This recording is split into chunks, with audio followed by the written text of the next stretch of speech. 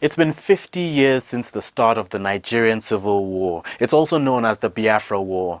It was one of the bloodiest and most divisive conflicts in post-independent Africa. Yet so many years later, some of the issues that set it off continue to make the headlines.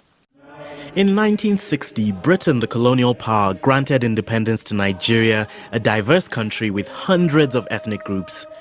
But at the time, Nigeria was dominated by the Hausa people in the northern region, the Yorubas in the western region, and the Igbos in the eastern region. But it wasn't long before this new nation, Nigeria, was plunged into political and ethnic turmoil. This involved two military takeovers in 1966.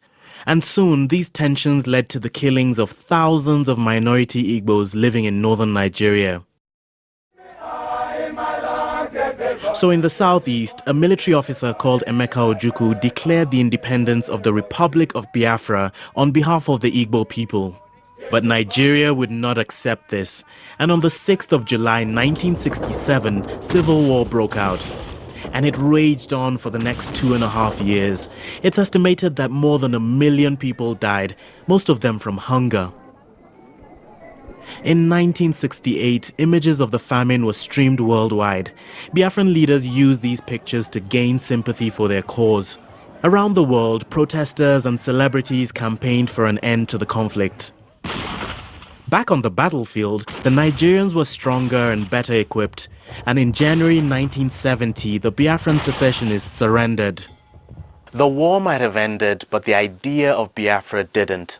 In Nigeria, some believe the underlying ethnic grievances have not been fully confronted or resolved.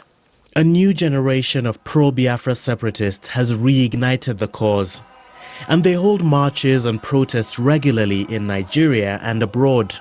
Arguably the most prominent group is the Indigenous People of Biafra, or IPOB. Its founder, the British Nigerian activist Nnamdi Kanu, was arrested for his rhetoric in 2015, but his detention has only boosted his popularity. I've said before, and allow me to repeat, Biafra or death. One of the two must happen. The establishment is still opposed to the idea of Biafra. The human rights group Amnesty International claims that in May last year, the Nigerian army killed 150 unarmed people during IPOB rallies. The army and police strongly denied this. So, is a Biafran breakaway likely or even plausible? Will there be renewed tension or perhaps a referendum? It's a sensitive topic, but as Nigerians look back, they'll be keen to avoid a repeat of the dark history their people suffered.